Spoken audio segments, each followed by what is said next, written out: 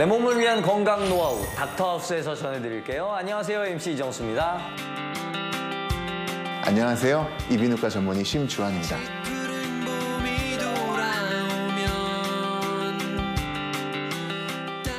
이정수님 선물입니다.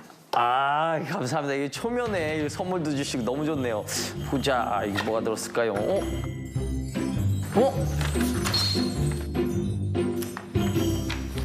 수면? 이거 뭡니까? 잠이 최고의 보약이라는 말이 있죠. 수면을 충분히 취하지 않으면 우울증이나 두통, 고혈압, 인지장애 등이 생길 수 있고요. 그런데 잠든 사이 나도 모르게 숙면을 방해하고 생명까지 위협하는 질환이 있습니다. 오늘의 주제이기도 한데요. 당신이 잠든 사이 수면무호흡증입니다. 아, 수면무호흡증. 수면무호흡증이 뭔가요? 잘 때 유난히 코를 많이 고는 사람들이 있죠. 예. 그러다가 코 고는 소리가 뚝 멈추더니 장기간 호흡이 없는 경우를 본 적이 있으실 거예요. 자면서 호흡을 아예 하지 않는 무호흡이나 얕게 호흡하는 저호흡이 1시간에 15회 이상 있거나 1시간에 5회 이상 있으면서 다른 증상들도 동반되는 경우를 수면무호흡증이라고 합니다. 중추신경계의 문제로 숨을 쉬지 않는 중추성, 숨을 쉬려는 노력은 있지만 기도가 막히면서 숨을 쉬지 못하는 폐쇄성, 그리고 이 두 가지가 합쳐진 복합성 수면무호흡증으로 나눌 수 있죠. 이게 구체적으로 어떤 증상이 있는 거죠? 수면무호흡증이 있으면 소아의 경우 야뇨, 성인은 야간 빈뇨, 식도 역류, 과하게 땀이 많이 나거나 잠꼬대, 목류병 등이 함께 나타날 수 있습니다. 심한 경우에는 호흡을 위해 상체를 일으키다가 갑자기 쓰러지는 모습을 보이기도 하죠.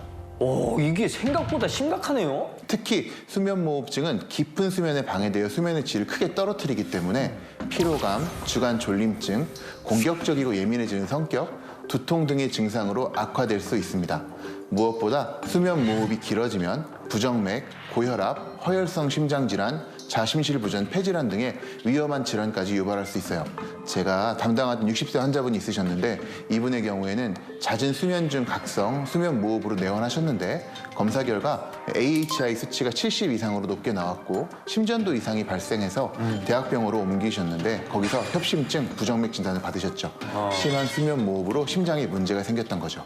수면무호흡증 겪는 분들이 많이 있나요? 의외로 흔한 편이고 계속해서 늘고 있습니다.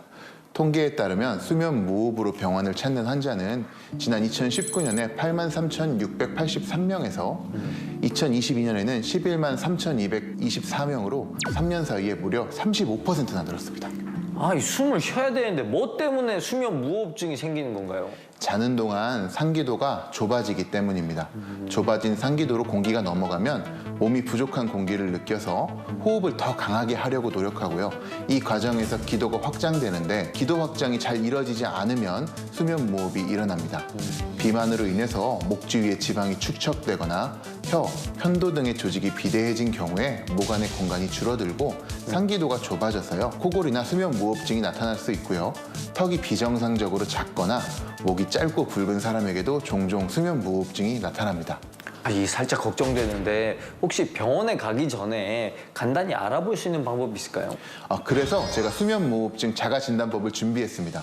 최근에 나타난 변화로 판단해 주세요. 예.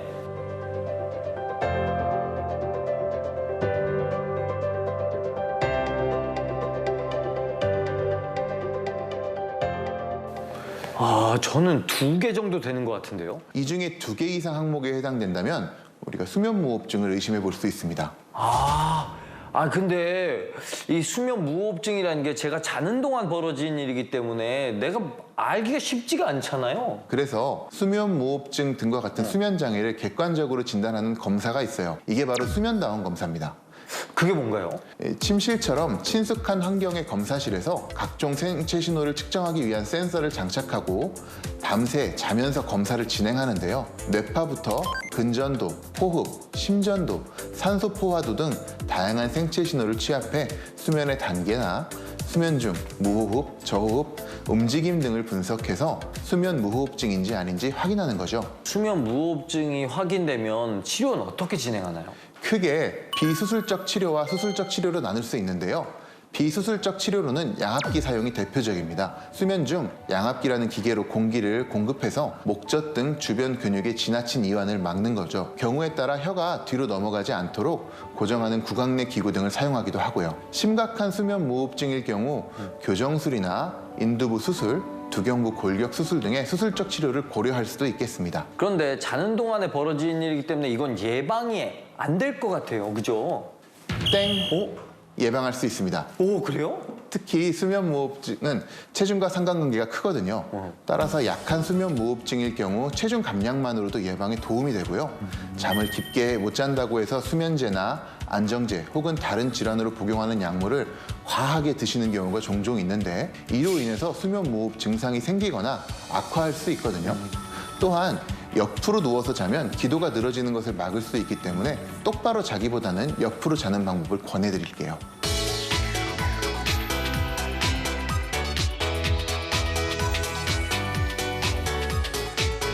수면 무호흡증의 정체서부터 예방법, 치료법까지 알려주신 우리 심주환 선생님 고맙습니다.